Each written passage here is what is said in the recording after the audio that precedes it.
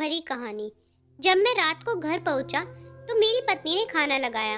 मैंने उसका हाथ अपने हाथों में लिया और कहा, मुझे तुमसे कुछ जरूरी बात करनी है। वो शांत बैठकर खाना खा रही थी। उसकी आंखों में कुछ दर्द सा साफ नजर आ रहा था। अचानक मुझे नहीं पता कैसे कहूँ, मगर मुझे उसे बताना ही था। मैंने बड़ी शांति से कहा, मुझे तलाक चाहिए। लगा जैसे उसे मेरे शब्दों से कुछ फर्क नहीं पड़ा, बल्कि उसने मुझसे पूछा, क्यों तलाक चाहिए। मैंने उसके सवाल को अनसुना किया तो उसे गुस्सा आ गया। उसने चम्मच उठाकर फेंक दिया और जोर से चिल्लाई, तुम इंसान नहीं हो। उस रात हमने एक दूसरे से बात नहीं की। वो रो रही थी। मुझे पता था कि वो जानना चाहती थी कि आखिर ऐसा क्या हुआ जो हमारा रिश्ता टूटने की कगार पर आ गया, पर मेरे लिए उसके सवालों का जवाब दे पाना नामुमकिन था। मैं अब किसी और से, रचना नाम था उसका, प्यार करने लगा हूँ। अब मुझे उससे प्यार नहीं रहा। मैंने उसे उसके बरसों के प्यार की सजा दी थी। भरे मन से मैंने तलाक के पेपर तैयार किए। उसमें लिखा था कि वह पूरा घर, कार और कंपनी की 40% शेयर ले सकती है इस तलाक के बदले में।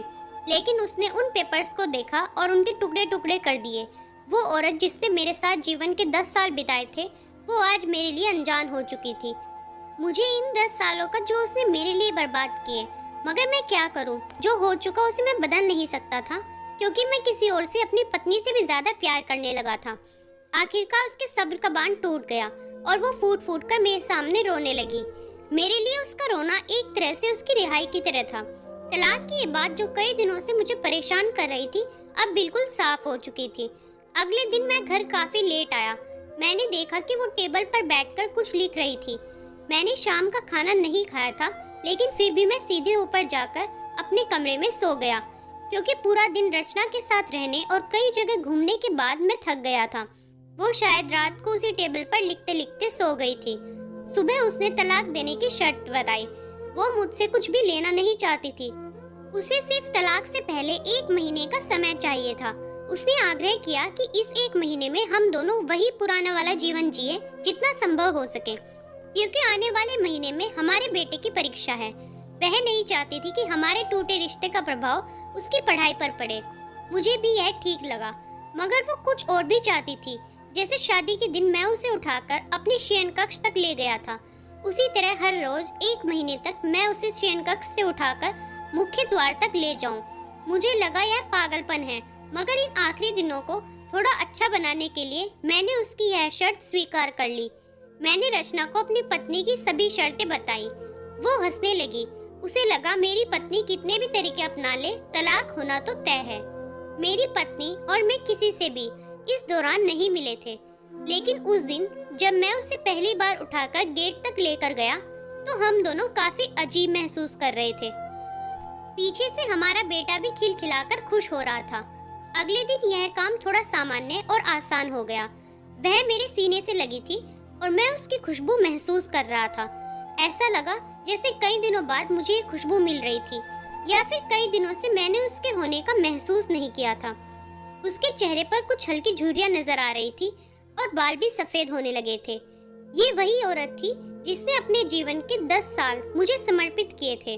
चौथे दिन जब मैंने उसे उठाया तो वो पुरानी रोमांच लौटाने लगी थी। 5वें और 6ठे दिन वो पुराना प्यार फिर जागने लगा। मैंने रचना को इस बारे में कुछ नहीं बताया था। अब उसे उठाना और आसान हो गया था। शायद हर रोज यह सब करने का मैं आदी हो गया था। एक दिन वह अपनी पसंद की साड़ी निकाल रही थी, लेकिन कुछ खास नहीं ढूंढ पाई। उसने सांस भरते हुए कहा कि उसके सारे कपड़े बड़े पड़ने लगे हैं। तब मुझे पता चला कि वह काफी दुबली हो गई है और इसलिए मैं उसे आसानी से उठा पा रहा था। मेरे दिल को एक झटका सा लगा। उसने अपने दिल में काफी सारा दर्द छुपा रखा था। पता नहीं कैसे मैं आगे बढ़ा और उसके सिर को छूकर देखा।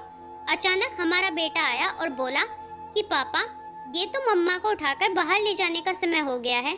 उसके लिए अपने पापा द्वारा मम्मा को इस तरह उठाकर ले जाते हुए देखना जीवन का अभिन्न हिस्सा बन गया था। मेरी बीवी ने हमारे बच्चे को बुलाया और जोर से उसे गले लगा लिया। मैंने अपना चेहरा दूसरी तरफ कर लिया। मुझे लगा कहीं मैं अपना निर्णय न बदल लूं। मैंने अपनी पत्नी को रोज की तरह उठाया और बेडरूम से सिटिंग रूम होते हुए हॉल तक लाया, मगर उसका इतना कम वजन मुझे परेशान कर रहा था। महीने के आखिरी दिन जब मैंने उसे उठाया तो मेरे लिए एक कदम भी चल पाना मुश्किल हो रहा था। हमारा बेटा स्कूल जा चुका था। मैं अपनी कार से ऑफिस गया और कार से कूदकर बाहर आ गया, बिना कार को लॉक किए। मुझे डर था कि अब एक पल की भी देरी मेरा इरादा बदल देगी। मैं ऊपर गया। रचना ने दरवाजा खोला और मैंने उससे कहा, सॉरी रचना, अब मैं अपनी पत्नी से तलाक नहीं लेना चाहता। उसने मुझे देखा और मेरे सिर पर हाथ फेरकर कहा, तुम्हें बुखार तो नहीं है? मैंने उसका हाथ उठाया और कहा, सॉरी रचना, अब मुझे अपनी पत्नी से तलाक नहीं चाहिए।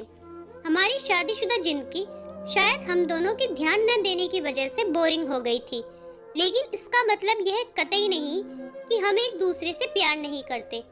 अब मुझे एहसास हुआ कि जिस दिन मैं उसे शादी करके अपने घर लाया था, उस दिन से जीवन के आखिरी दिन तक मुझे उसका साथ निभाना है। रचना के होश उड़ गए।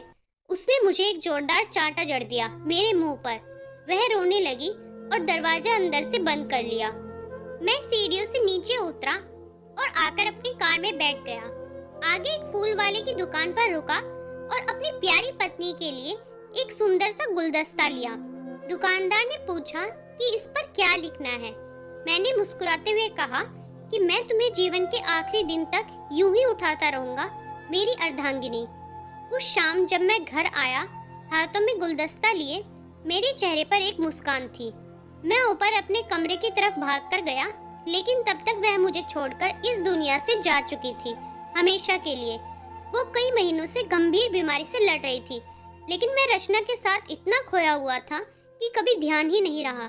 उसे पता था वह जल्दी ही मुझे छोड़कर जाने वाली है, इसलिए वह मुझे और मेरे बेटे के रिश्ते को टूटने से बचाना चाहती थी। मैं नीच उसे तलाक लेना चाहता था, लेकिन फिर भी उसने मुझे अपने बच्चे की नजरों में एक प्यारा पति और पिता बना दिया था। ये छोटी छोटी बातें ही जिंदगी में महत्व रखती हैं। हम चाहे कितनी भी दौलत कमा लें, मगर बिना अपनों के ये इसका कोई महत्व नहीं है। कहानी कैसी लगी कमेंट करके जरूर बताएं। कहानी पसंद आए तो वीडियो को लाइक करें, शेयर करें और चैनल को सब्सक्राइब करना ना भूलें। धन्यवाद।